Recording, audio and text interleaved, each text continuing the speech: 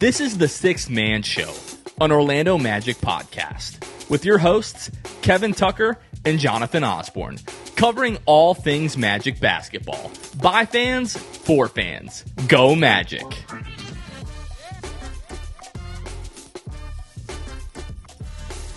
What's going on, Orlando Magic fans? You guys are back with the Sixth Man Show. Today is September 4th, 2025. Jonathan Osborne here, as always, joined by my co-host, Kevin Tucker. Kevin, how we doing?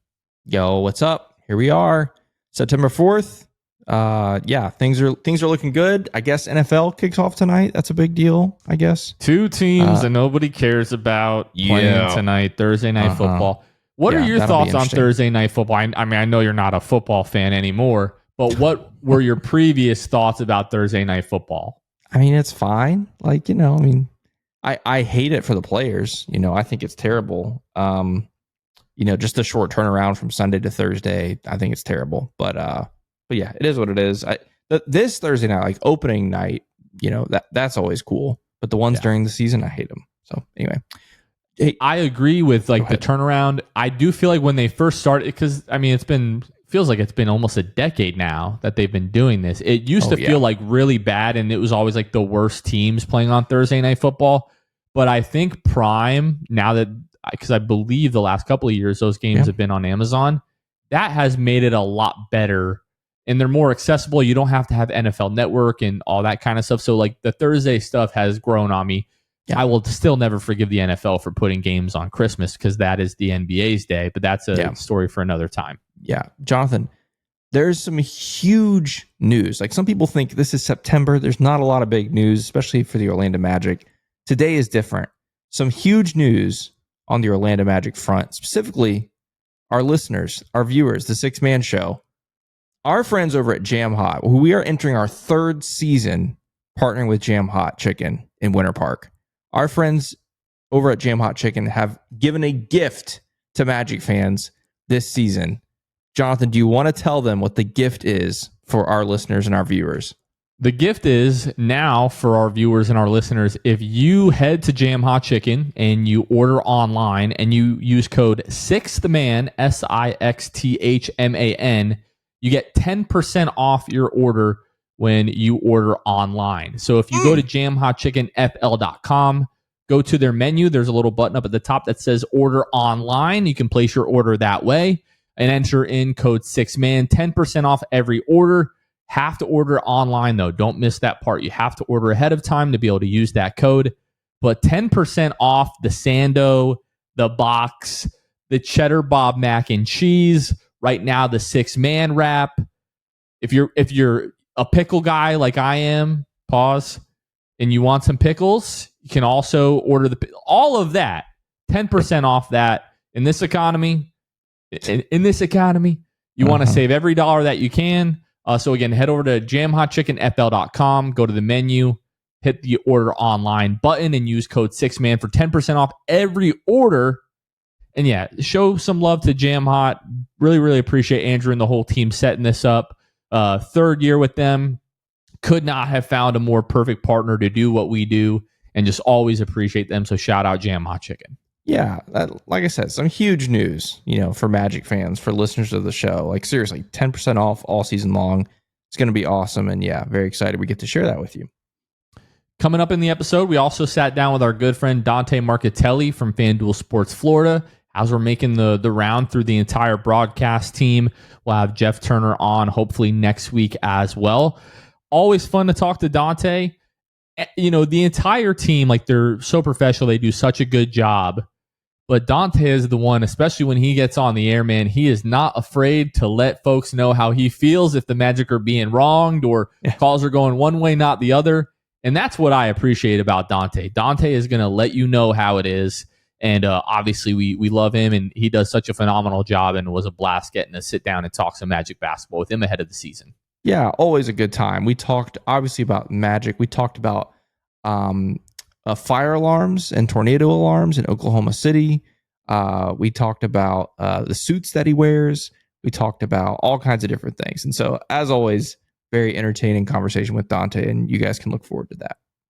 Another thing, Jonathan, this weekend, very important for Magic fans, and we talk about it a little bit in our conversation with Dante later, but Dwight Howard officially being inducted into the Basketball Hall of Fame. The Basketball Hall of 2025 Basketball Hall of Fame enshrinement ceremony is this Saturday. That's at 7 p.m. Looks like there's a Hall of Fame red carpet show at 6 p.m. on NBA TV, and the ceremony at 7 p.m. Dwight Howard getting inducted. He's going to be joined by Carmelo Anthony, Sue Bird, Maya Moore, Sylvia Fowles. I think those are the headliners of the class. I think there's a few others that'll be in there as well. But Dwight gets his moment going into the Hall of Fame. I'm like beyond pumped. I will definitely be tuning in for that. Will you be watching that? Oh, of course. I mean, we talked about this with Dante, and he mentioned that, Dwight should be like top 75.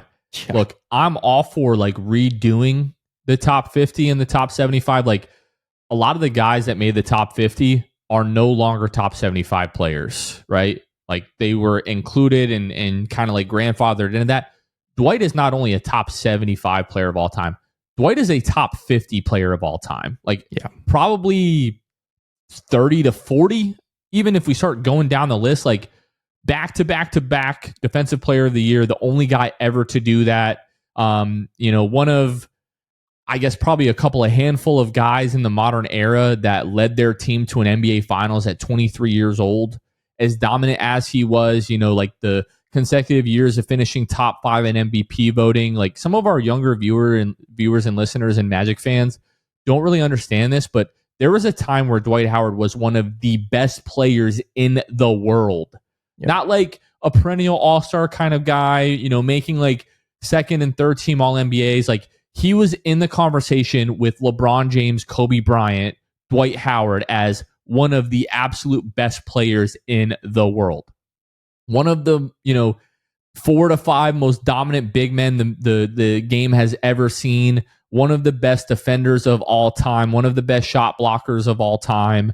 Obviously an all-time personality. Like Dwight Howard deserves so much more love as a basketball player than what he's gotten.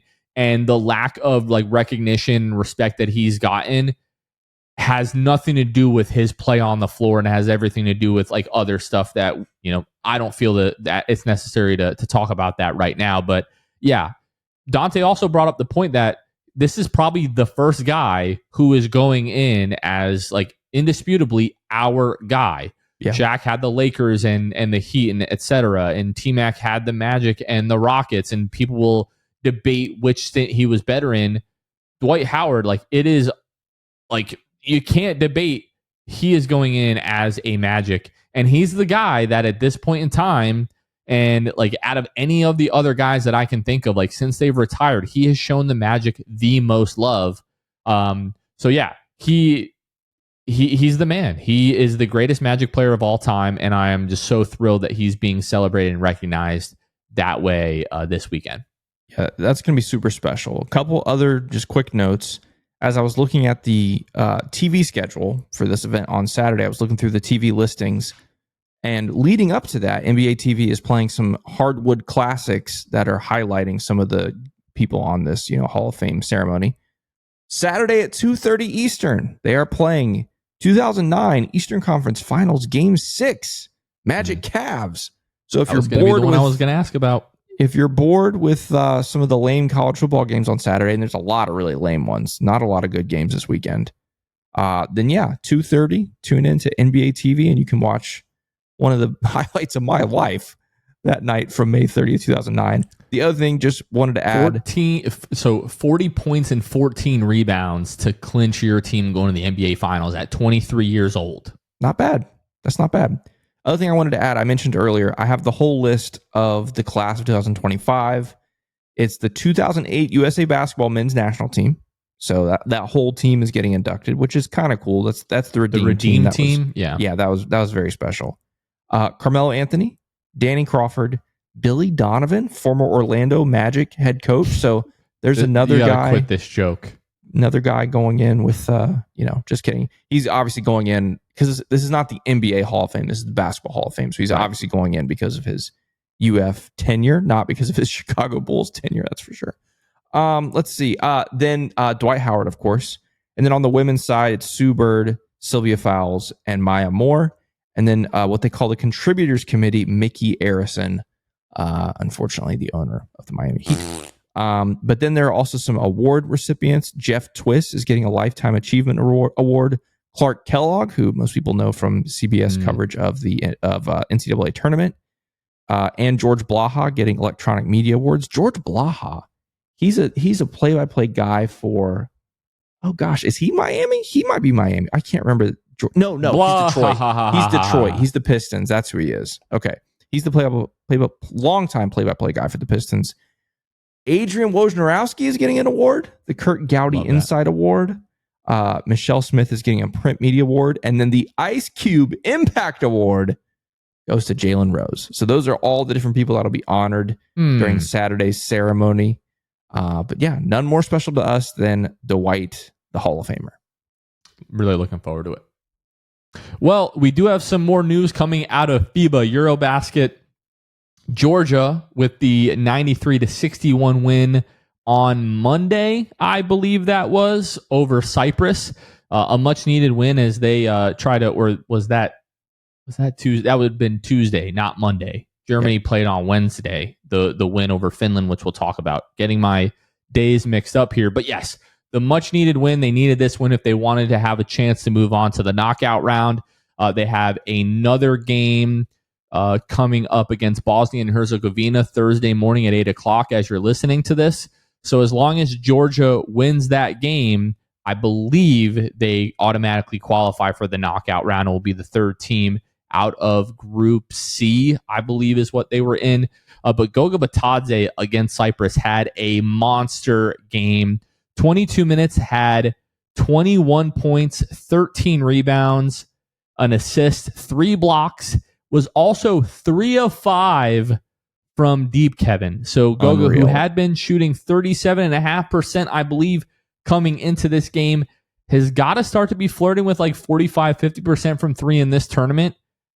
Is that real? Obviously, the line in Eurobasket is a little bit closer than it is in the NBA. It's a small sample size. It's a bit of a hot streak. But if he carries this over into the Magic's regular season, monumental development for the Orlando Magic.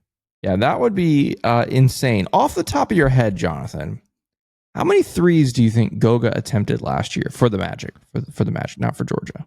I would say somewhere around 12. Okay, that's about what I thought. He attempted 28 threes last year. Really? It was that many? Yeah. And I cringed during every single one of them. Yeah, he made 3 of them.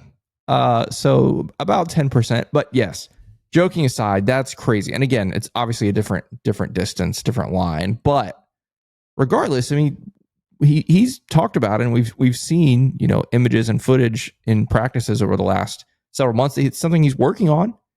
And so who knows? Like, crazier things have happened, but yeah, it does sound like, obviously we don't know, but it does sound like we're going to be relying on Goga a little heavier at the start of the season, with the Mo Wagner injury recovery. And look, if he can start stretching the floor, he doesn't need to shoot 3 of 5, but if he wants to start shooting 30, 35% even instead of 10, that would be game changing. So yeah, good for Goga. Good for Georgia. 46.7% from behind the arc in these here FIBA Euro baskets. Wild. Yeah, good for him. Good for Georgia.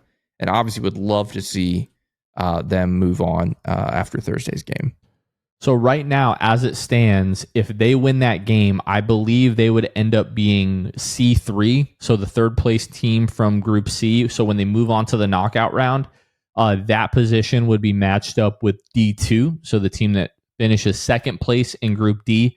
And I believe, as it is right now, the most likely scenario, if they do beat Bosnia and Herzegovina on Thursday, today as you're listening to this, they would face off against Poland in the next round, who Jordan Lloyd has been second in the tournament in scoring for Poland through 4 games, 25.8 points per game. So that is definitely something to look forward to. And then Germany, they finished out their group stage in Group B 5-0 with the 91-61 win over Finland on Wednesday. And as I go to the standings, trying to take a look at what their point differential finished at, they finished at let's see here, plus 164. So through 5 games, that is a greater average margin of victory than 30 points. They put the beats on that entire Group B, have been the most dominant, most consistent team so far through the group stage. Only team that comes close, I believe, as I look through this, yes, would be Turkey, who also finished 5-0, and their point differential was 100.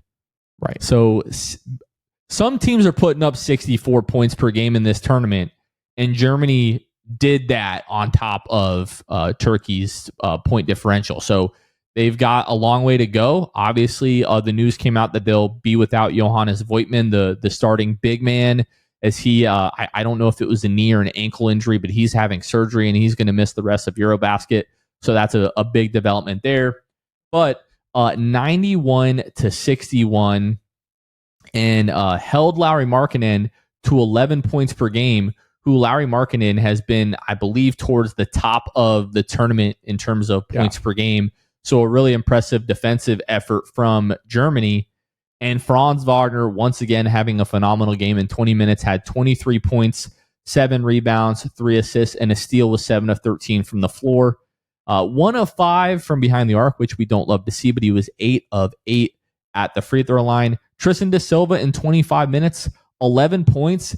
In these last couple of games, he's either been Germany's like second or third best player, playing really well in these last few games. Again, 11 points, 4 of 10 from the floor, 2 of 5 from behind the arc.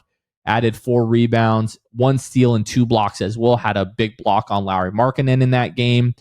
So Franz Wagner and Tristan da Silva, along with Dennis Schroeder, had 16 points in this one, really leading the way for Germany again as they rout Finland on their way to going 5-0 in Group B. And once we get to the next round here, I can actually pull this up as we talk through this. So B1 is going to play against A4, and Germany, A4 it looks like Portugal. Is Portugal. So yeah, they're playing. We already knew that. I don't know why I was looking that up. We talked about this right before we started recording, but yeah, they're going to face off against Portugal, and they finished 2-3 in the group stage with a negative 53 point differential. So Germany should roll in that game. I'll also add no NBA guys on that Portugal roster. If you're thinking like, oh, do I know any? No, you don't. There's no one. Also, they've already announced the time for that. So that's going to be Saturday, 8:15. So nice, watchable, wake up, get your cup of coffee or bowl of cereal and watch Franz do some interest and do some work on Portugal on Saturday. And then, they'll move on to the quarterfinals, which their quarterfinal bracket does not include Serbia. I know that much. Or Turkey. Okay, so I'm looking at the bracket now. So their quarterfinal matchup, I don't know who that other round of 16 matchup is going to be, but it's not going to be Serbia, not going to be Turkey, not going to be Lithuania. And so those are some of the more difficult potential opponents that Germany will be able to avoid, at least until the semifinals. I take a look at this here. So the next is game 69, which is the winner of game 61 versus the winner of game 62. Do you have the standings up in front of you? I do, yeah. So we can go through this here. So Germany is going to be, what do we say, B1. So that's game 65. Yep. So they will play the winner of game 66, which will be C2 and D3. Okay, so C2 right now is Italy. That's subject to change. And D3 could be. It probably won't be. Well, no, it probably won't be France because they play Iceland. So that could be Poland. I know you said Poland could be 2. Poland could be 3 in that group. Right. Basically, it could be France, could be Poland, could be Israel, could be Slovenia. So that group is wide open. But who we've already seen, a couple of times, this German team, go up against in the friendlies early on, and then they will play the winner of games 67 and 68. So that could be D1 or C4. Right. That's the Serbia section of the bracket. That's what I'm saying. In that semifinal, if Serbia wins out. Then Germany. If Germany and Serbia win out, they will play in the semifinal. I'll put it that way. And then there's A2 and B3. Which one is that? So the winner of D1 and C4 will play the winner of A2 and B3 in the quarterfinal. Gotcha. So A2 Germany and could B3. either play Serbia or could play one of those 4 teams that we just mentioned. Serbia is A2. So A2. They Okay. might be backwards. I don't know. Either way. And then B3 is Finland. Who, Which I mean, that's they've the matchup. already, we don't Right. want to, they don't want to see Germany again. That's for sure. This show is brought to you by Jam Hot Chicken. They're bringing jams, culture, and hot chicken to the heart of Winter Park, and they're bringing it at 10% off for our viewers and listeners with code 6THMAN. When you order online, you can type out the full word 6, so SIXTH, man. So when you go to jamhotchickenfl.com, go to their menu, and then you'll see the Order Now button. You can pick from the Sando or the box or some fries or whatever you're looking for that day, and you can get 10% off with that code SIXTH. Man, you can follow them on social media at Jam Hot Chicken, or again, visit their website, jamhotchickenfl.com. They're a local Nashville and LA inspired hot chicken shack there in Winter Park at 400 West New England Avenue, Suite 13 in Hannibal Square. We love Jam Hot Chicken, not just because their food is amazing, but because they love you. They love the Orlando Magic. They love this fan community. And look, they're putting their money where their mouth is. 10% for you, the best fans in the world. And so when you do go to visit Jam Hot Chicken, just let them know that it was the 6-man show that sent you. This episode is also brought to you by Emil Kalaidzev, Debo 1980, Nala, Random Hustle, and Eduardo Sanchez. These are some of our Hall of Fame and elite tier patrons that help financially support the show. They went to patreon.com/the6man show and picked the tier that worked best for them. Not only do we have the elite and Hall of Fame tier, but we also have our all-star tier and our rookie tier. With the all-star tier, you get access to our Discord community. And with the Hall of Fame and elite tiers, you get things like access to our monthly Zoom calls where we meet with our patrons and talk Magic basketball, give them a little bit of a behind-the-scenes look at what we're working on here on the show, as well as they get instant access to all of our giveaways. So if you like what we do here, you want to help support the show, again, head on over to patreon.com/the6man show. We also shout out brand new patrons whenever we have them. So if you join today, you'll get a special shout out on the next episode. A big shout out to all of our patrons. And now let's get back to the episode. I did want to mention, even though Franz did not shoot all that great from 3 in their last game, he was 1 of 5. He is still shooting 41.2% from 3 from behind the arc in this tournament. And now it's a 5-game sample size. It is a small game sample size. Whenever we see the clips of this 3, this shot that he has now, people are like, oh, there's still a hitch. I don't see a hitch. I think the release is a lot slower than it was last year. But to me, it looks pretty smooth. Now, all that to say, it doesn't really matter what it looks like if it goes in, and it doesn't really matter what it looks like if it doesn't go in. But it's very evident that he's been putting a lot of work in on the shot this offseason. So 41% is great. I'll take 34% in the regular season. To me, that's kind of the bare minimum of where we need it to be if we're really going to take a next step. Like if we're still talking, he didn't shoot 30% this year, but he shot 32. That's still not good enough. Like he's got to be 34, 35% to really make defenses respect him from that, that depth a bit more. Right. Yeah. We'll see. As far as the mechanics go, would I call it a hitch? I don't know, but it does still feel like there's like this microscopic pause. Like as he's going up, it's hard to see, but I do sometimes feel like there's just like a little, and that's what adds to the slowness of it, I guess. But yeah, I mean, look, it's going in. Obviously, this game wasn't his best of the tournament, but it's going in. And yeah, if he can continue that, no Magic fan is going to complain how it looks. I mean, the example I always give, especially this is a good example for younger NBA fans who weren't watching back in the 2000s. Did you ever watch Sean Marion shoot threes, Jonathan? Dude. Remember that guy? I still think that's probably the ugliest of all time. The ugliest jump shot of all time. Now, he wasn't a sniper, right? He wasn't. Yeah, exactly. If you're watching on YouTube, you just saw Jonathan with a perfect impersonation. I don't know his career numbers. I'd have to look it up. I know he wasn't a sharpshooter necessarily, but he was consistent enough to be in the Phoenix Suns' outrageously fast 7 seconds or less. 33% for his career. Yeah, 33% for his career. And then I know he had several years where he was more than that. Yeah, he's got a 35, he's got a 34, got a 36, 30. So he's got 39. His best season, that 04-05 Phoenix Suns team, which I believe qualifies in that 7 seconds or less, he on 4.2 attempts shot 33.4%. So that, right. Well, no, I'm sorry. 02-03. Yeah, he 39%. 4.5% attempts, 38.9. Yeah. Or 38.7. Yeah. Pretty so wild. He can knock him down, every now and again. All of that to say, well, again, I'll just add, if you've never seen Sean Marion shoot a basketball, go to YouTube right now and just look up Sean Marion 3-pointers or jump shots or something. I don't know. One of my favorite players of all time, by the way. Love Sean Marion. Oh, gosh, yeah. He was a Swiss Army knife. Great defender. Oh, no, he was absolutely disgusting. Everything.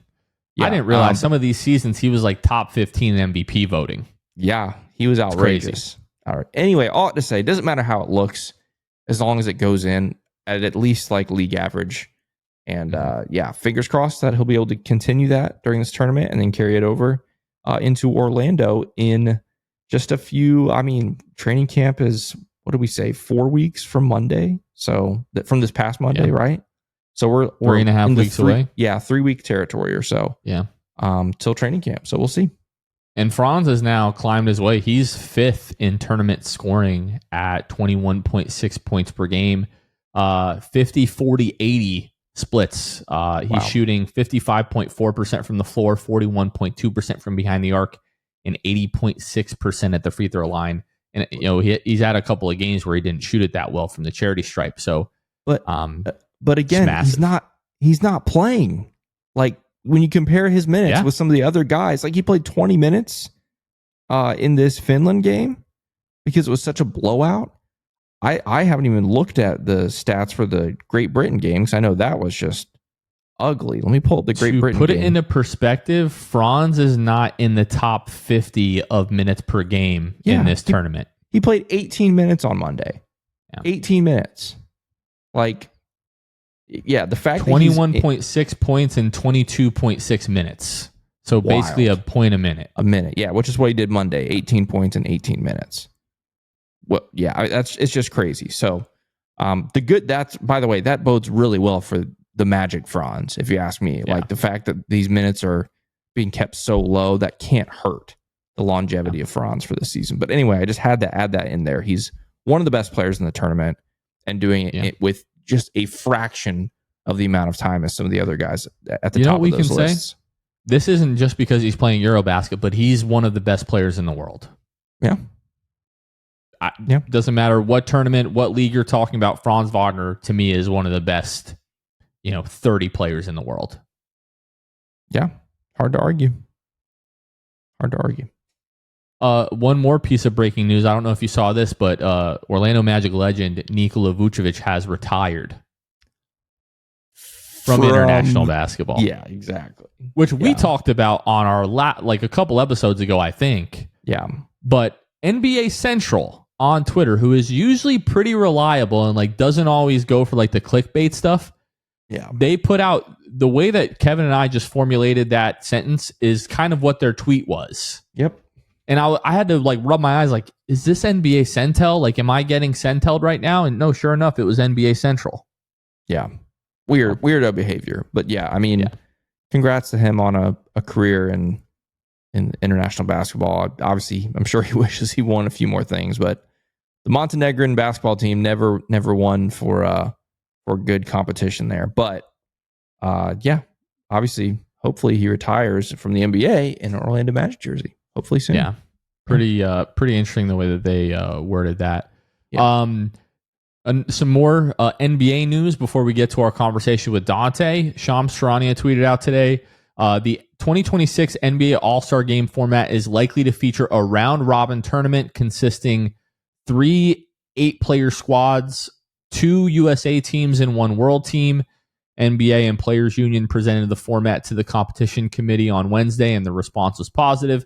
And then he followed it up with a quote tweet that said the 2 USA teams and 1 world squad would play each other in 12-minute per quarter Ryder Cup style games, sources said. Governors, team executives, and players discussed the format positively within the competition committee meeting on Wednesday. So yet again, another gimmick that we are introducing to the NBA All-Star Game.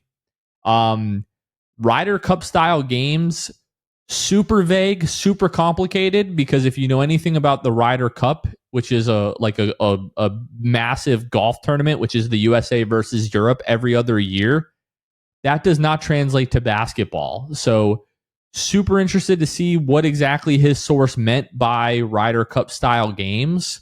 But Kev, what do you think of yet again another wrinkle to the All-Star game? A few things. First off, we talked about this before we started recording, but as you just said it right there, Jonathan, I wonder if that phrase Ryder Cup style literally just refers to it being USA versus Europe. It might. It could be that. The other thing is this tweet looks like it was very hastily compiled because Shams is missing words, and like it's adds to the vagueness of it, where it says like they'll play each other in 12-minute per quarter games. Like how many quarters? Like is it one quarter? Like I don't know. The whole thing's a little weird and feels very rushed. Bring back Woj. Well, yeah. When you ask about the whole like wrinkle gimmick thing, I'm torn because on the one hand, yeah, you can say it's a gimmick, whatever. On the other hand, this is Silver and the league saying, openly admitting, hey, what we're doing right now absolutely sucks. Let's find something better. And so I give them some credit for that, for not just sitting idly by and going, this is just what the All-Star game is going to be. At least they're trying something new. But I do understand the idea of it being maybe a little bit gimmicky. If you had your way, if you were commissioner, what does the All-Star game look like to you? Well, I'm looking into this right now. So yeah, my feelings were correct that these players are receiving oftentimes contract incentives for making the All-Star team. They also get bonuses for playing in the All-Star team. And then there's like the indirect impact financially of making the All-Star team. You know, more, companies want to work with you and endorse you and all that kind of thing. So this is where I'm at with the All-Star team. It needs to go back to East versus West. And if you don't want to play and you don't want to compete in the game, do not play. Yeah. Right? Like that should be like a requirement of making the All-Star team. If you want the recognition, you want the love, you want the respect from your peers, you want the financial incentive, play hard in the freaking game. Don't just show up and accept all the pageantry and the love that is showered on you and all the great things that come from being an all-star if you don't want to give the fans a good game. You do not get paid. You do not get the privilege of playing this game that you love if it is not for the dollars that are spent by fans and the eyeballs which they place on these games, where these sponsors are paying all of this money for commercials and views and all of those kinds of things. If you cannot show up and play hard in that game to make it entertaining, stay home. That's where I'm at with this. Adam Silver is doing everything that he can year after year to make guys want to play in these games, to make it more entertaining. All we want is for these guys to take it serious and for them to play hard in these games. If you can't be bothered to do that, in my opinion, you don't deserve to be an all-star. Part of me wonders, like, this would never happen, but part of me wonders if the players are choosing not to give 100% effort out of just concern for injury, which I understand. Like, no one wants to get seriously injured in what is essentially an exhibition. If that is the driving reason behind it, what if the NBA just put in there a clause as part of the CBA or whatever? Like, if you get seriously injured in the All-Star game, like your career is over, the rest of your contract will be paid out or something like that, right? Because the odds of it happening are very small. An injury, sure, but like a career-ending or career-altering one, it's so microscopic. And so if that's what they're worried about, throw that in there. But outside of that, they should be worried about nothing. They should treat it like another game. And we're not talking about a series. We're not talking about a week of games. We're talking about one game, just one game. So yeah, I'm with you. Go out there, give it your best. But you're saying ultimately you want an East versus West and just the guys to go at it? Or is there some other format? I want my father's all-star game. Yeah, there you go. That's what I want, right? And we're not asking these, you don't have to go out and play like it's game 7. or even like it's game 82, but you need to play like it's game 17, right? Yeah. And on the other hand, there's 12 guys on each one of these rosters. Nobody's asking you to go out there and play 40 minutes. That's right. Yeah. Like you can play 27, 28 minutes, right? And sure, like the last, 3 or 4 minutes, if you want your starters out there, right? Or do they need to I mean, I don't know. Like the MLB literally puts the World Series like home field advantage on the line in these All-Star games. Like, does the NBA need to do that? Yeah. I don't know. Then you have the question of like, okay, well now the regular season doesn't mean as much, but the regular season could mean home court advantage in the Western Conference Finals or the Eastern Conference Finals, right? Doesn't necessarily have to be in the NBA Finals, but like, just play. Is it like? I know we sound so entitled as fans, but like collectively as a fan base, the NBA does not exist without the people that watch the game and spend money on merchandise and games and all these kind of things. Is it so much to ask for the fans who literally give you everything to play somewhat hard in the All-Star game? Yeah. I don't think it is. I don't think it's ridiculous. I don't think it's a lot to ask. And guess what? Kobe Bryant and all these guys that came before you played hard in the All-Star game. They did. It's not these like delusions of grandeur and nostalgia that we have. You can go to YouTube and watch like the 2013 NBA All-Star game. Dudes were playing hard. Yeah. The game was a little bit different then. It wasn't so much like 3-point chucking and things like that, but you felt a level of intensity in those games. For sure. Yeah, and absolutely. I don't think it's a lot to ask for these guys to show up and actually care about it. Because right now it's just like, oh, I'm too cool to play hard in the All-Star game. Yeah, right. You're getting paid $45 million a year. Yeah. Like, we're just asking for a good All-Star game. They could have a 5-minute meeting in the locker room before these games and go, you guys actually want to make this like a good game tonight? And that's all they got to do. They just got to show up and try. Yeah. Like, I don't know. The gimmicks have gone too far, but and I've been critical of Adam Silver of like, hey, like, you got to try to find a way. But at the end of the day, these guys make so much money. Putting more money into this game isn't really going to matter unless they say, hey, you know what? We're actually going to play hard. And listen, there's 24 guys every year. There's probably 26, 27 guys that make these teams because of injuries and things like that. There's 200 other guys that would do anything to play in that game and would play their heart out in that game. That's true. So if you don't want to play hard in it, there's tons of guys in this league that would. I really do believe that. Here's my last question for you on this topic. Who do you think wins? Like, what's your initial reaction? Like a Europe team or a USA team? Especially because they're splitting USA into 2 teams. I would probably say Europe. I'm leaning that way. I get Jokic, like Luka, Giannis. Yeah. Giannis. Like you're going to break up. Vooch. Paolo's not going to be on this. Yeah. Paolo's not going to be on the same team as, Shea is going to be on. Well, Franz is going to be on Europe too. Yeah, 100%. Yeah. Well, is Canada is it Europe considered or international? Europe? Oh, that's a good question. I think it's world is what they said. It does say world. You're right. So okay. It'd be Shea. You got Shea on that team. Like you've got arguably the best 4 players in the world on one team. Yeah.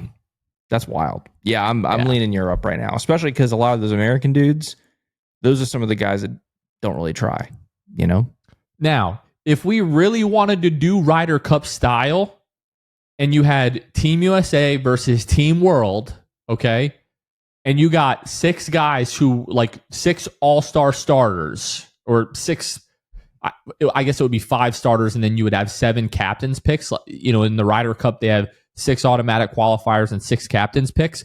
So you would have your 5 starters who get voted in, and then like LeBron would get, he would obviously be like the captain of Team USA, and then whoever else would be the captain of Team World, where then LeBron picks his 7 other guys that he's going to bring to the All-Star. It would be weird to do the All-Star picks that way. Yeah. But like if you're going to do the Ryder Cup, like, that's how you would do it. I don't know. Right. Yeah. I don't know. It's going to be interesting. But yeah, walking through it, I'm picking the world, especially because they're splitting USA into 2 teams. I'm picking the world. Yeah. Yeah. And if Paolo wants to change his allegiance to Italy, and play for Team World like that. Wouldn't that Yeah. be something? But Yeah, USA better not show up. this is going to be a hard shift because I'm very angry in this conversation, and we had so much fun in our conversation with Dante Marchitelli. So I'm going to woosah. Everybody, if you're driving, don't close your eyes. But if you're not, close your eyes. Everybody just deep breath. And now we're going to get to our awesome conversation with our good friend Dante Marchitelli.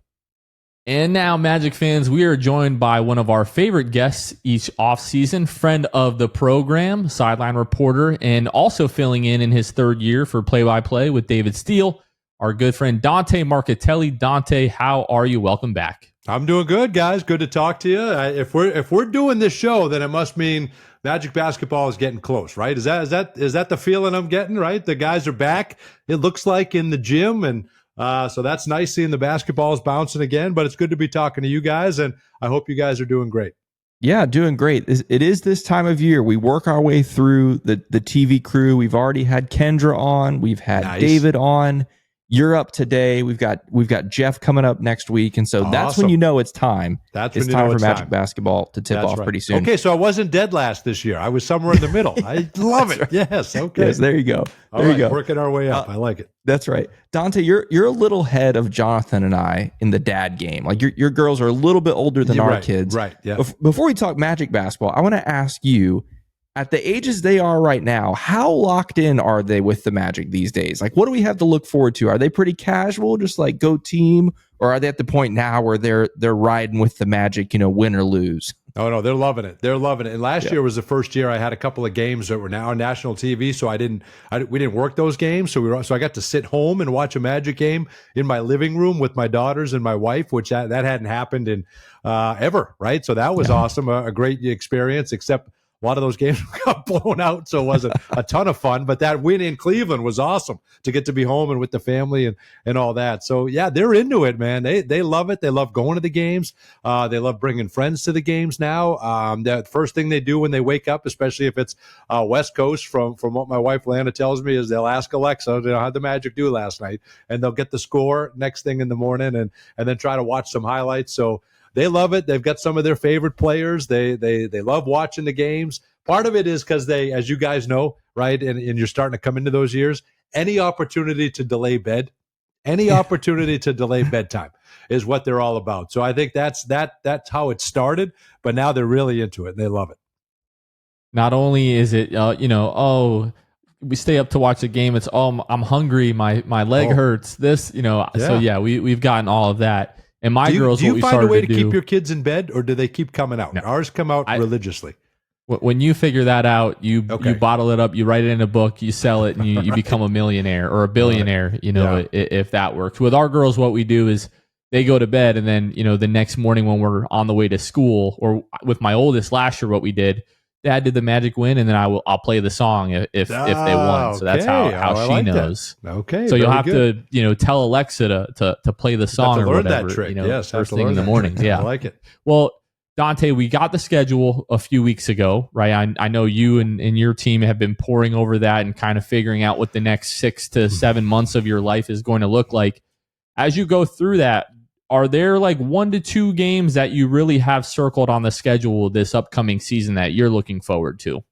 Well, I think that just that first one, I think every time you have opening night, it's Miami, right? You get excited about that, having the Miami Heat in your building, and that's huge. So we always get excited for opening night, a nice 3-game homestand.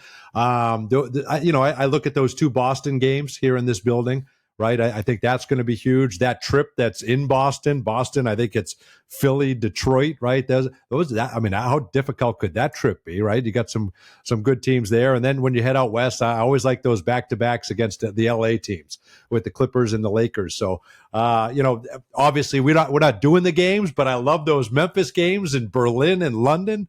I mean, how much fun is that going to be on the schedule? So yeah, there's some terrific matchups on the schedule. You always look to see when you're going to play the Lakers in Boston and Denver and all those games, because they're a lot of fun as well. But it's a tough schedule, guys. I know you guys have looked at it and all that. You got a 3-game homestand, and then you're gone for a 4 or 5 game road trip, and that last game, end of a trip when you're exhausted, you're 3 days in Atlanta waiting for that final game. So it's not going to be easy. There's no question about it. March, there's 31 days in March. I think we have 28 games. It's unbelievable what they did to us in the month of March. So if we can be somewhere close by the time March is done, I think that'd be a feather in their cap. But what stood out to you guys? There was certainly some fun matchups. Yeah, we actually, the reason Jonathan asked it on our last episode, we kind of picked out like our top 10 games we were most interested in. And two of the ones that you mentioned were up there. Opening night, I think people are very excited for just because, we're seeing this new look team, literally new look. I see you're wearing the polo with the new, that's right. New logo. I've got the hat. We'll ask you about that in a moment. But yeah, opening night, I think most people are very excited for the Europe trip. Yeah, very excited for that. So all that's definitely very interesting.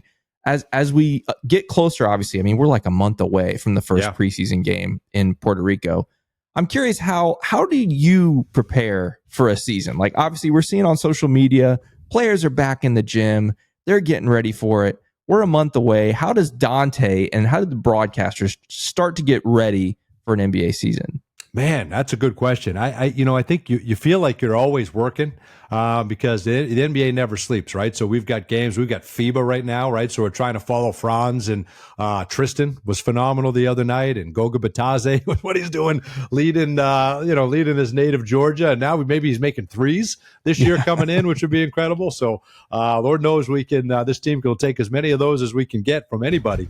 But every article that comes out, it seems like everybody and our social media team does a great job of finding them, and we get a collection of clips at the end of every day from Joel Glass, our chief communications officer. So he kind of keeps us abreast a lot of what's being said out there and interviews that our guys are doing. But there's a lot of great social channels that are retweeting things and finding stories, and all the national pundits and analysts. And you're finding a lot of them that are saying the Magic could be the surprise team in the East, and Paolo Banchero could be all NBA. And, you try to read as many of these articles as you can. And we're doing deep dives on Desmond Bane and, obviously Tyus Jones, and trying to learn as much as we can about them and seeing them around town. So I feel, you feel like it never stops. You're busy. You're doing stuff with the family. We've got Summer League. We've got the draft. We've got free agency. We are in charge of the Alumni Association as well, so we're doing a lot of summer camps and keeping in touch with a lot of our former players. So it keeps going, but you try to absorb as much as you can and make mental notes more than anything.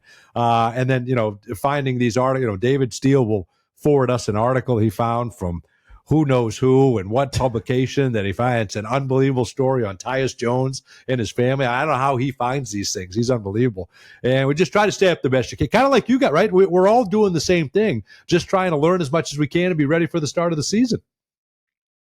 Dante, you mentioned it or alluded to it a moment ago, the fact that the pundits and everybody's talking about this team, potentially being Eastern Conference final contenders, title contenders, you name it.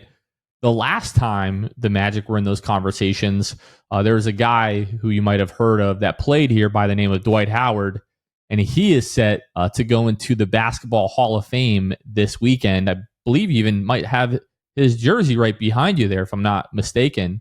It's up there. 12 there we go. Right. Oh, that's Hito Turner. Yeah, we got it right here. Sorry. I got to turn it down. There we go. Yeah, there we go. D12. Can you just talk about how deserving he is and talk about your time covering Dwight here in Orlando? Well, and I'm going up there, guys. I'm going up there on Saturday, which is awesome. I'm excited about that. So I'll be a part of the festivities. And, on behalf of the Magic, there's 4 of us that are going. Brian Hill will be going, Alex, Charlie Freeman. So we're going to head up there and kind of be a part of the festivities and cheer Dwight on and congratulate him. And obviously there's a relationship there with Shaq as well, that a lot of those guys traveling know him. So I think to be a part of that, and I've had a chance to talk to him a little bit the last couple of weeks, and just the genuine excitement, guys. You can't, once that happens, like this time, we're recording this on Thursday night. So by the time this happens on Wednesday night. So by the time this happens on Saturdays, 3 days from now, he's NBA immortality, right? No one can ever take the Hall of Fame away from Dwight Howard.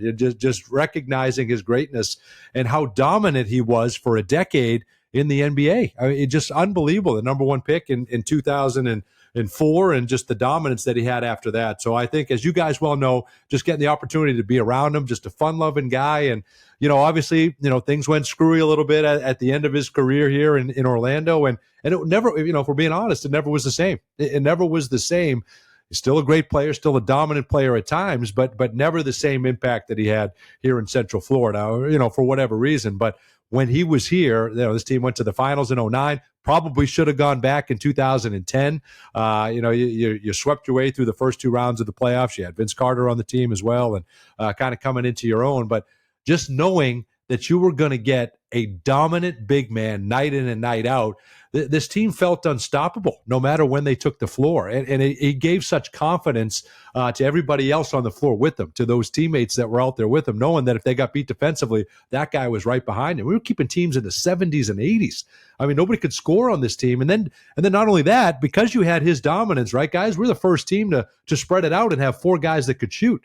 Right. So now you got Richard and you got 4s and 3s that are out there shooting and handling the basketball. So it kind of changed the NBA here in Central Florida with what Stan Van Gundy and Dwight did. So definitely deserving. First ballot Hall of Famer. He should be top 75 of all time. He is in my mind. He is one of the 75 greatest and should have been on that list. And it's criminal that he wasn't, because he certainly is when you look at the numbers. And it's hard to argue that he's not the most dominant player we've had in our history. Paolo will probably get there very soon. He's definitely going to be there by the time it's all said and done. But you look at his time here, it's hard to argue that he's not, to this point, the most dominant player that we've had. So it's definitely deserving. It's fantastic, and it's going to mean a lot to him. I'll tell you that. It's going to be, and it should mean a great deal to Magic fans, and I know it will. Absolutely, yeah. Saturday is going to be a very special night. We haven't had a ton of those. Like obviously we're one of the younger franchises, comparatively speaking to Lakers and Celtics and all that kind of stuff. But even during that time, it's only been a handful of guys that we can claim as ours. And so let me ask you this, guys, right? Because to that point, Kevin, you're exactly right. Is this the first player that's gone in solely because of what he did with the Magic? He's up there. I mean, obviously right? Shaq started, making a name for himself in Orlando. No question. But you look at T-Mac, T-Mac with the 2 scoring titles and, 4 years here, but still was coming into his own in Toronto, was dominant in Houston for a while. Mm-hmm. Dwight's going in because of what he did here, guys. Right. Just because of what he did in Orlando. And we have guys that were great here in Orlando, like Shaq and T-Mac and all. But I wonder, this might be the first one we've had solely because, and still had good years in Houston and LA, but predominantly for what he did here, right? No, I think you're right. Makes it very, very special. Let's fast forward, from the past of Dwight to the present and the future. A very big offseason for this team, obviously. We briefly mentioned it earlier, but one of the first moves of the offseason was the new look, the new branding, the new logo, the new jerseys, all that kind of stuff. Dante, what are your thoughts on the new literal look for this team before we talk about the basketball look of this team? I tell you what, I love it. I couldn't believe it when I heard this was 4 years in the making, right? Think about how much went into that behind the scenes that we'll never know, and all the ones that they didn't like, right? And all the different variations that were probably on the table at one point. But I thought it was awesome. I thought you embraced the past. You did a fantastic job with that. You've got the star back, the pinstripes, the white, the white jerseys with the pinstripes look phenomenal. I think that, and I've said this from day one, the second that I saw it, and I think fans loved it initially as well. But the black and blue jersey, right? That's the throwback to the old warm-ups back from year one. Anyone that doesn't like it, you go back to that first year and you can kind of see what the genesis of it was, where it came from, right? It was just to pay tribute.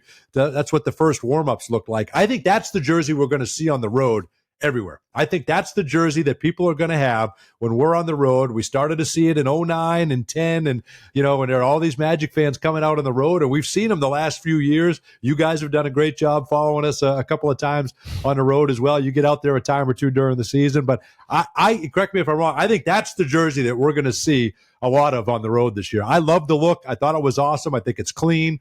I think it's a great job of embracing the current and the past, and the players love it. It looks great on, and I don't know. I think it's one of the best jerseys, if not the best jerseys in the NBA.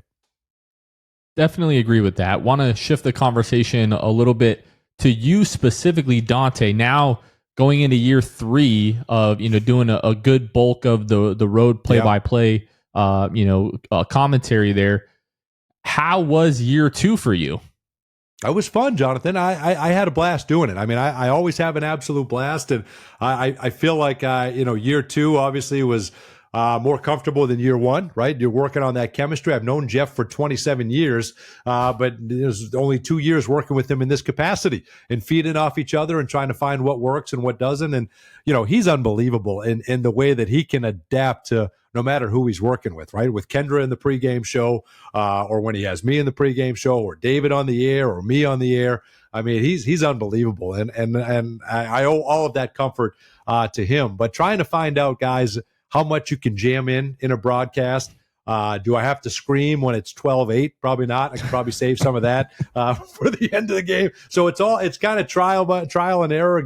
I'm getting great feedback along the way on what to do, what to work on, that sort of thing. But I'm just having a blast. I think at the end of the day, I'm just trying to be true to myself, I guess, so to speak, and that, I hope people enjoy it and watch the game and think, this guy's having fun. This guy's having an absolute blast. I try to bring a knowledge of these players of the NBA, do as much research as I can so I'm armed with enough information, but also kind of have an understanding of our history, of our team's history and these guys, and knowing what they bring to the table and trying to work that all in, throughout a 2-hour broadcast. So it's been fun for me, and I'm so grateful to David and Jeff and the Magic for this opportunity.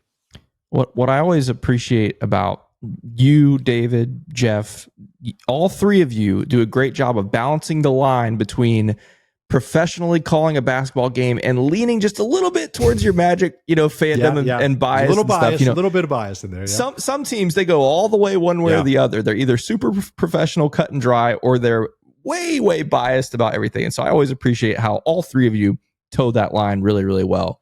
I've got a very, very important question. Yes. Yeah, absolutely. I've got a very, very important question for you. A very deep question for you, Dante. How do you pick your wardrobe? All right. You got these suits. You got all these different suits. Is there like a method to the madness? You're like, okay, on Fridays, I wear this. Or if I'm in this city, I wear that. Or is it just random? You just grab whatever you can fit in that suitcase. Whatever I can fit in there. Some guys will, if it's a 5-game trip, some guys will get 2 suits and 5 shirts and try to sprinkle it up there. I try to have a suit for every game.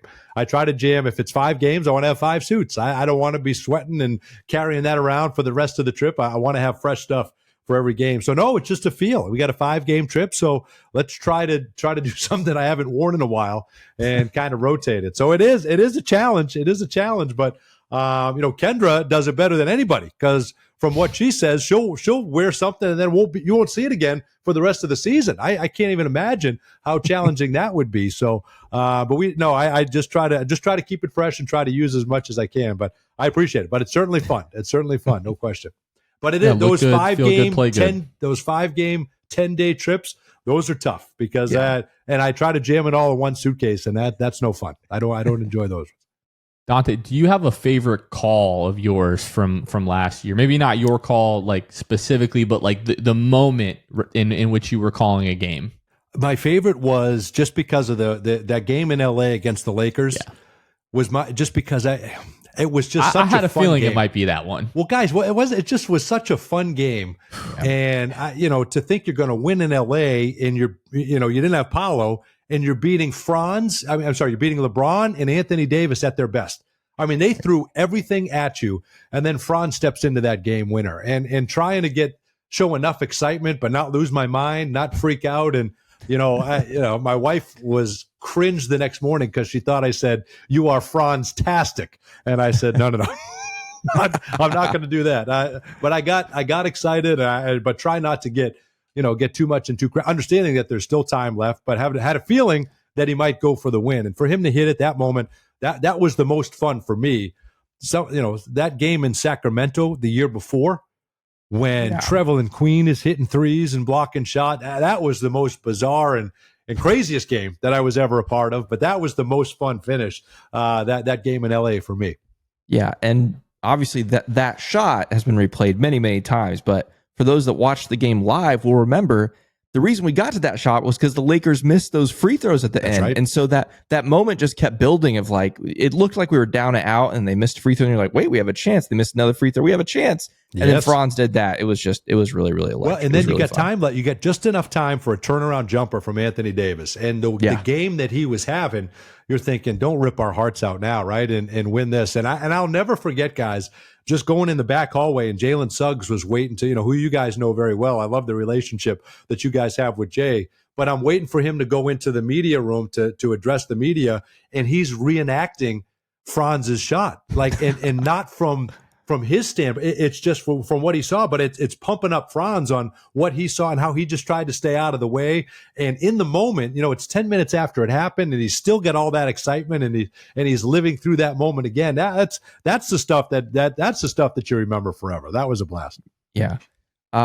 Dante, we had a top secret informant tell us to ask this question. Okay. Ooh, okay. I like it. They wanted us to ask you if you could tell the story about the fire alarm that went off. I believe it was in Oklahoma City. Was that the city where the fire alarm went off? And maybe there was something that happened. I don't know the context. Was Kendra your top secret informant? I can neither confirm nor deny the source of the question. Well, there was no shortage of there were no shortage of people that were willing to out me. Let me just start by asking you guys this: if you are in Oklahoma City, how many times have you guys been to Oklahoma City? Never. Now, okay, so even more so. I've been a handful of times, but still. Yeah, we have hurricanes here and we have all that stuff. We don't have a ton of tornadoes to that extent. We have them here and they're awful and they're terrifying, but we don't have them like they have them, right. A hurricane, a tornado alley and all that stuff. So middle of the night, alarm goes off. I didn't even know that this was a thing, but they send the alarm off when tornadoes get close. Middle of the night, alarm goes off.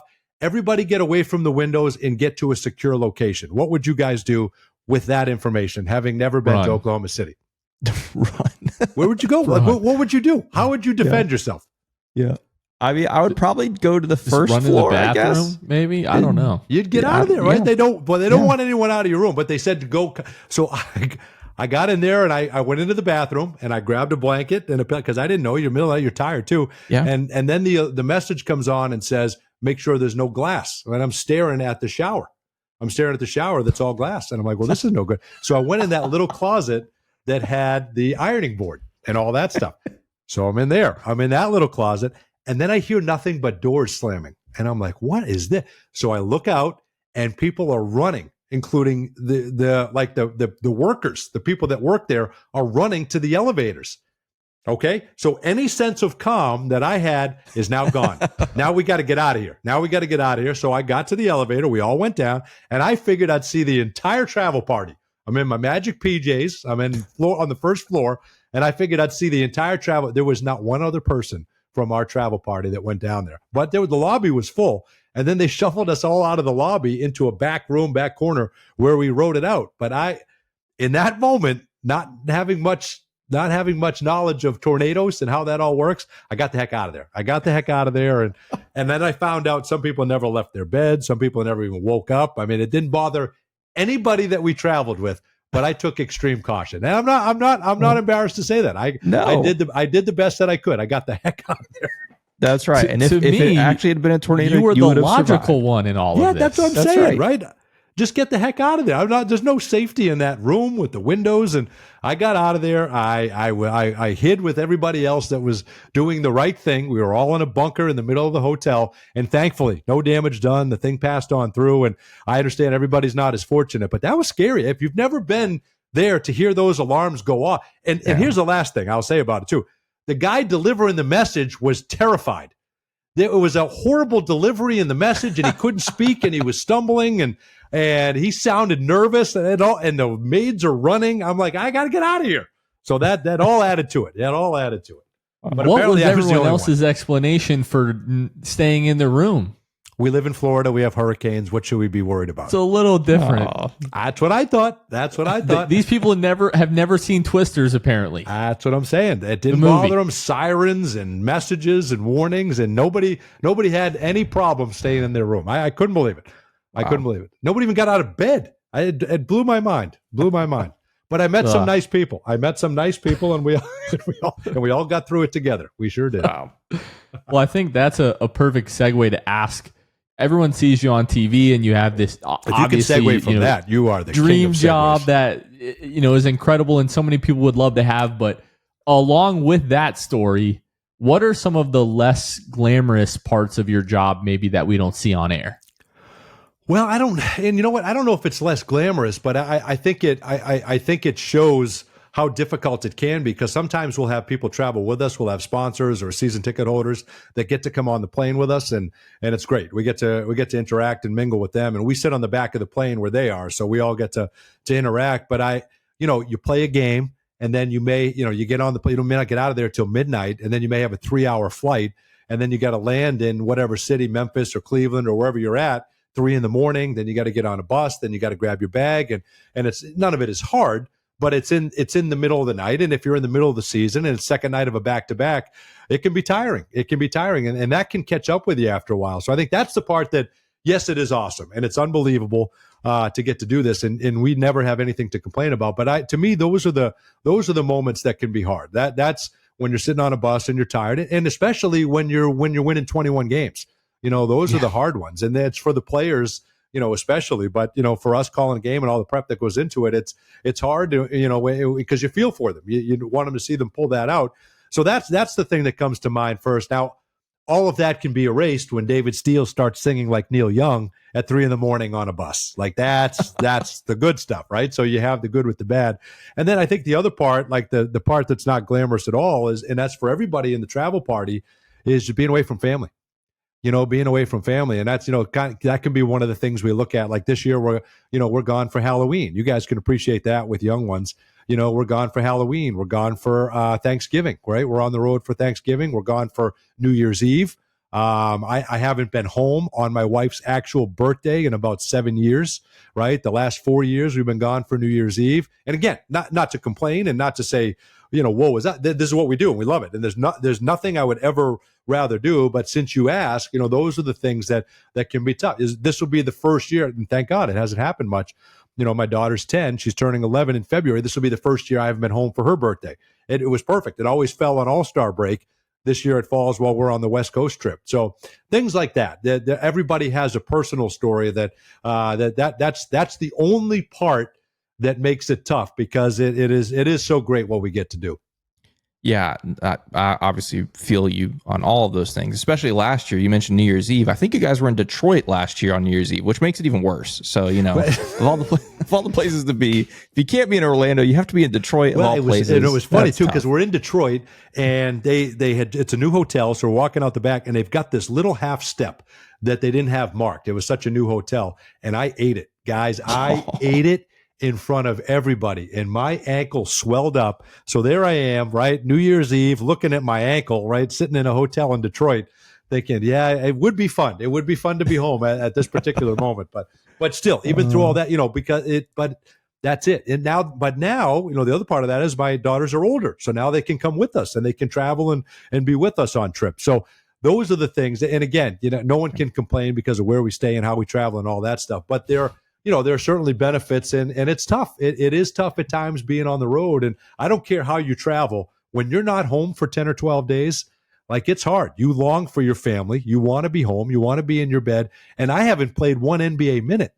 So for these guys, for those guys, these long road trips can be tough. I certainly get it. Yeah. Now, in the last few minutes we have with you, Dante, let's look ahead to this season. A lot to be excited for. We haven't even touched on the Magic's offseason yet.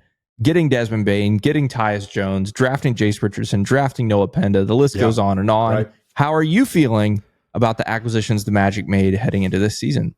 Can I ask you guys, I will tell you, can I follow that up with where were you when you got the news about Desmond Bane? Where were you when that news broke? Father's Day, right? You never forget Father's Day. Yeah, exactly. Father's Day. And I was at church. I think Jonathan was at church as well that morning. And so, yeah. The last thing I expected to see when I looked down at my phone was that. That was pretty crazy. It was incredible. Yeah. And we love, right, guys? We love Kentavious Caldwell-Pope, and Lord knows I love me some Cole Anthony. I mean, I have for years, and that one certainly hit hard. But you understand this business, and that's how it can be. And I honestly think both of these moves are great for those players as well, giving them an opportunity. And now Cole ends up with a contender in Milwaukee and KCP in Memphis. But that allowed you, keeping all of your assets and not making a move at the deadline, which was hard for a lot of us, not trying to figure out why we didn't add at that time, but understanding that for the greater good, looking long, keeping all of your assets, all those draft picks that you had at your disposal, and making those moves. So I think, you look at it on paper and you got to see how it comes together, but it is certainly easy to get excited about Desmond Bane, with 41% three-point shooter in his career, and a guy that has scored over 20 points per game in his career, almost 23 at one point, borderline all-star. But playing at a tough position out there in the Western Conference, so comes here, he's exactly what you need. But I think the thing that people forget is, Desmond Bane isn't just a three-point shooter. He would have led this team in assists last year, right? 6.5 assists. He would have been our top assist guy. He's a playmaker. He can put the ball on the floor. He can get to the basket. He can facilitate, and that's huge, right? So now you've got Paolo and Franz that break down defenses. You've got Jalen who can do that. Now you've got Desmond Bane who can do that. So I think that's huge. He rebounds. He defends his position. But the fact that you can never leave him, I think, is huge for Paolo and Franz. So that is huge, and I think that's just it's the perfect addition, I think, for what this team needs. And I've loved Tyus Jones for years. We've all loved Desmond Bane, but never thought that was possible. Tyus Jones, I was really hoping we'd get him last year, so to get him this year was outstanding. He protects the basketball. You realize how valuable it is to not turn the basketball over. You need to have every possession you can, and he never turns it over. Last 7 years, I think 6 of them, he's been the top turnover to assist ratio guy. So that's huge. Have another guy that can run your offense, and again, a solid defender and a 40% three-point shooter. And then if you can get anything from Penda and Richardson this year, I think they have the liberty of coming in and just growing and just making the most of their moments when they get them, but you're not relying on them heavily like you have everyone else on this roster since the second we drafted them the last 3 or 4 years, right? We've needed production from them almost instantly, and you don't have that right now. So to me, that's a blessing. They can kind of ease in, watch, observe, and when they get the opportunity, they'll be ready. So I think, guys, I get excited about both of them, Richardson and Penda, but knowing Mosley, Coach Mosley, knowing our defense, knowing that it's hard to not think what Noah Penda could do, a guy that could be a disruptor, and throw him in there. And he's got a couple of years overseas experience playing against grown men. And then Jace Richardson's a guy that can create his own and can knock down threes as well. So I think it's and we've seen it, right? All these articles we've been talking about from these pundits said the Magic had one of, if not the best off seasons of any team in the NBA, and it's hard to argue with all the assets that they have. Now we got to put it together. It's going to be a difficult schedule. We got to see how it all shapes up, and we can't have injuries. We have got to come through as injury-free as possible. And listen, you lost Paolo and Franz for half of the season, and you still won 41 games. This team is ready. They're going to make a jump. They're going to have a big leap. They're going to be top 3 in the Eastern Conference. How far can they go in the postseason? I think everyone should be excited about that. Now, everyone knows the big names up and down the roster, the Paolo, the Franz, the Desmond, etc. Who do you see as like the X factor on this team, who may be flying a little bit underneath the radar, who could be a big difference maker for this team this year? Well, I read an article the other day that someone suggested Wendell Carter Jr. could be that one, and I thought that was a great pick, because in my mind it's Anthony Black. I think if AB now in year 3 can take over and have a big jump. Jalen Suggs capable of having a big jump as well. All these guys are, but we expect that, right, from those guys, certainly from the core 4. And Wendell Carter Jr. is starting. So whether he struggled last year or not, there are expectations from all 5 of those guys that are starting, that are out there on the roster. But to me, I think the guy that you don't count on and you don't necessarily need a huge year from, but man, you're darn near unstoppable if you get it, is Anthony Black. And I think his trajectory has been such that he's gotten so much better defensively. He's got better with the basketball. If that three-point shot continues to develop, he's going to defend at a high level. If he can continue to rebound, if he can find better ways to facilitate and finish at the rim, where do you go? Where's the weakness on this roster, right? When you're looking at all these guys. So now he comes in with Tyus Jones, and both of those guys are capable of getting you a bucket. Jonathan Isaac, obviously, who you guys know really well, is a huge what if as well, but it's hard to know. It did not have a good year last year at all, and he'll be the first one to tell you that. And with the injuries, you just don't know. But that's another guy that that just take this team to other levels if he has a breakout season. But I think a guy that could really transform this team is Anthony Black. How do you guys feel? Absolutely. Yeah, 100%. Yeah, it feels like that's kind of I think obviously the second unit is interesting, but the Wendell piece for me, if Wendell can get back his 3-point shot and get back to some of the rebounding numbers he had earlier in his career, that starting five becomes invincible. Because defensively, Wendell's quite good, very switchable, fits right in with what Desmond Bane's going to bring defensively. But offensively, if he can unlock that starting five, I think becomes one of the best in the league very quickly. That's you're right, and if you get the first 41 games Goga for an entire season, if you get that Goga Batadze, he's going to be your backup center through December anyway, right? So if he gets rolling for the first couple of months, watch out, and then at some point you're going to reintroduce probably the heart and soul of this team in Mo Wagner. Right? Yeah. I mean, what is that going to look like when you bring him back out there? So it just, you don't, and then we haven't even talked about Tristan Da Silva, who had 25 points the other night. What's his role going to be? It's going to be hard for guys to get minutes to be out there on the floor, which is a great problem to have.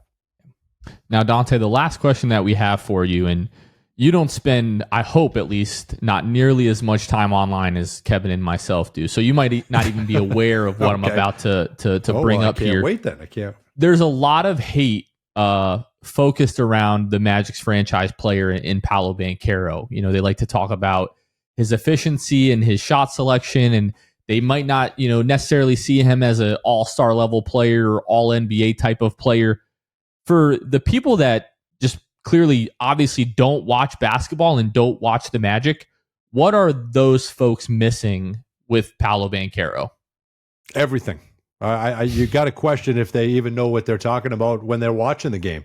I mean, because I've read some of those, right? The Magic are better with Paolo off the floor, or the Magic are. I mean, it's absolutely asinine, guys, for anybody to think that this team in any way could be even remotely better without Paolo Banchero. After the All-Star break, we know how good Paolo is anyway. After the All-Star break, he's the top 3 player in the entire NBA. We're talking all NBA possibility this year. Third team, first team, second team, whatever it may be. If they're first or second in the Eastern Conference and Paolo's an All-Star and he's close to 30 points per game, he's going to be all NBA first team. And that to me is, you're talking about 45% from the floor and 30% from three. None of that matters. The guy is a winner.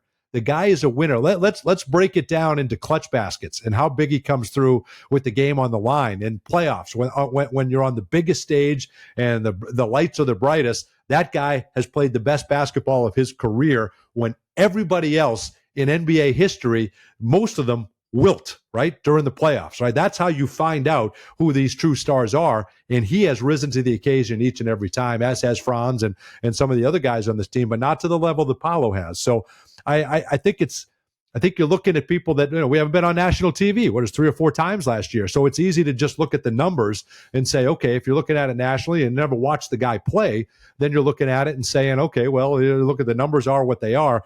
The impact that he has on the floor, and we use that word gravity, the entire defense is focused on him.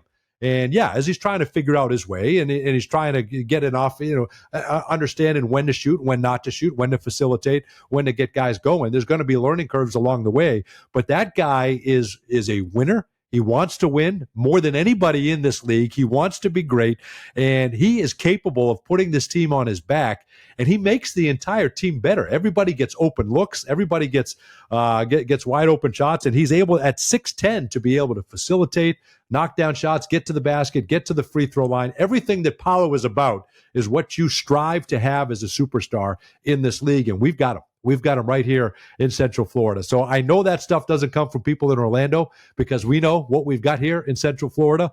But it is interesting and it's sad to see that, because sadly, the other part of that is when you rise to the level that Paolo's at, you got to have detractors, right? We saw it with Shai Gilgeous-Alexander. Look at the people that picked that guy's game apart. Are you kidding me? Or people that, we can't give the trophy to Jokic, right? Jokic isn't deserving, or we can't give it to Giannis. He's at that level, guys. He is at that level where you're talking about those guys.